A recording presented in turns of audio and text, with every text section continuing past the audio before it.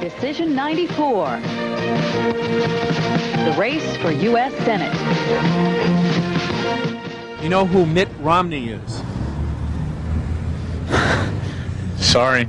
Don't know who he is or what he stands for. Do you know who Mitt Romney is? I don't. No, I'm not familiar with them. The year was 1994, and Mitt Romney was a political unknown. For 32 years, no Republican had come close to unseating Ted Kennedy, the Goliath of Massachusetts politics. But in the early 1990s, Kennedy's personal scandals were making front-page news, and Romney's advisors told him that Kennedy was past his prime and vulnerable to defeat. But that would prove to be poor advice. When a 47-year-old Romney faced off against Kennedy in their first debate, the public watched the seasoned politician scoring easy points against his rookie opponent. Here, Romney tries to debate an issue that would later become a cornerstone of his career: health care. I have a plan. I have a position paper on health care. I'm happy to show it to you, Senator, anytime you'd like. What is the cost of your program? I don't have a cost to my program. You don't have a cost? Well, no, I'm sorry. I don't have the congressional. That's interesting. I don't have the congressional budget office. Do you have any other estimates? I don't have the congressional budget office that goes through and calculates the cost of my program. As it did for years, the cost of your program was billions of dollars in additional deficit. What will be the cost in terms of the tax incentives that you provide? What will be the impact of that on the budget? Well, the impact, I do not know the specific number. So for the impact of that on the budget, Senator Kennedy, and I think it's a wonderful idea to take it through piece by piece. And that's what you have to do as a legislator. I understand, that's exactly what you have to do as a legislator. Kennedy owned the room. Leading up to the debate, Romney, the millionaire businessman, had been trying to portray himself as a down-home Boy Scout type. We came into Massachusetts over the Berkshires, down the turnpike, in a Ryder truck with a 1-year-old child at our side. That was 23 years ago. But the public wasn't buying it. Even the debate moderator called him on the act when Romney was asked for his greatest personal failing. And when I came here to Massachusetts, we decided that one day each week I would give in service to people less fortunate than myself.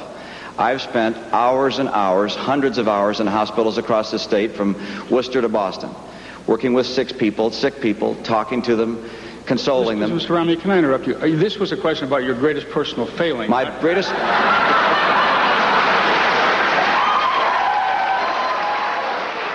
His business career also became a liability. While Romney claimed that his work as a venture capitalist meant that he was a job creator, Kennedy attacked with a devastating string of television ads featuring a group of factory workers, seemingly from Central Casting. Mitt Romney says he helped create 10,000 jobs. The former workers at SCM in Marion, Indiana, say something else. You're not creating jobs, you're taking them away from us. He just wants to take money out of your pocket, right, put it in his. I'd like to say to the people of Massachusetts, if you think it can't happen to you, think again. Romney tried to explain that he was not directly responsible for the job losses, but it was too little, too late. While he did surprisingly well for a first-timer, Romney suffered a sound defeat. Today, he says that Ted Kennedy taught him politics that year. But even in 1994, Romney was no amateur. In another place and time, political campaigns had been the Romney family business.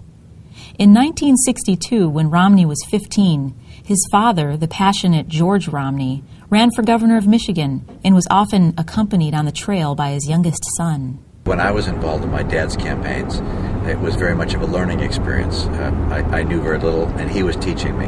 In 1994, he would teach Romney again. The father came to Massachusetts and moved in with Mitt and his wife Ann to help with the campaign against Kennedy. It was amazing for a guy 88 years old to walk the entire parade route and shake hands. He just loved it. Those in the media who were around at the time will remember him coming to press conferences on occasion, and he'd stand up and start talking, and all the cameras would turn because he'd be bellowing out, "You folks are wrong. You've got to understand what's going on here." My dad was irrepressible, and that's why people loved him so much. He expressed his views without any filter. He just told people what he felt. Got him in trouble, too. That trouble was one poorly chosen word: brainwashing. After 3 terms as governor of Michigan, he had launched a promising campaign for the U.S. presidency. But then, in August of 1967, A Detroit interviewer asked him about the Vietnam War. Isn't your position a bit inconsistent with what it was, and what do you propose we do now? Well, you know, when I came back from Vietnam, I just had the greatest brainwashing that anybody can get. By the generals? When you go over to Vietnam, well, not only by the generals, but also by the diplomatic corps over there. And they do a very thorough job. Ann asked him one time whether he regretted the whole brainwashing experience, and he said, "Oh, no." He says, I never look back. I only look forward. It was almost uncanny. I mean, I'm more of a normal human than he. He was really unique. A person also without guile. He didn't strategize as to how to get ahead of Richard Nixon or what dirty tricks could be played. Dirty tricks could be played on him, I'm sure, but he didn't worry about that. The younger Romney would have more guile than his father. In Mitt Romney's second try for political office, a 2002 run for governor of Massachusetts, the son was prepared for battle. He was a national celebrity by then, getting credit for turning around the scandal-ridden 2002 Olympics in Salt Lake City, and he didn't hesitate to capitalize on his Olympic glow, even enlisting New York Mayor Rudy Giuliani. This has been a challenging year, but we've also seen what our country is really made of. For me, one of the proudest moments was the Winter Olympics. The entire world saw an America that was unafraid and unbowed. Mitt Romney made those Olympics happen. Unlike his father, Romney learned to be cautious and calculating in public. He orchestrated a hard-charging campaign, as fierce as Kennedy's had been against him a decade earlier. Because I learned in my race against Senator Kennedy, don't be so naive as to just to sit back and say, oh, I'm going to be positive while they're negative. That doesn't make sense. If attacked, return fire. Has Treasury watchdog Shannon O'Brien been watching our money?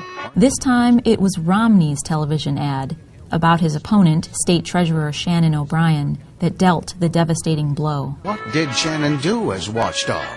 She got her own pay raise 60%.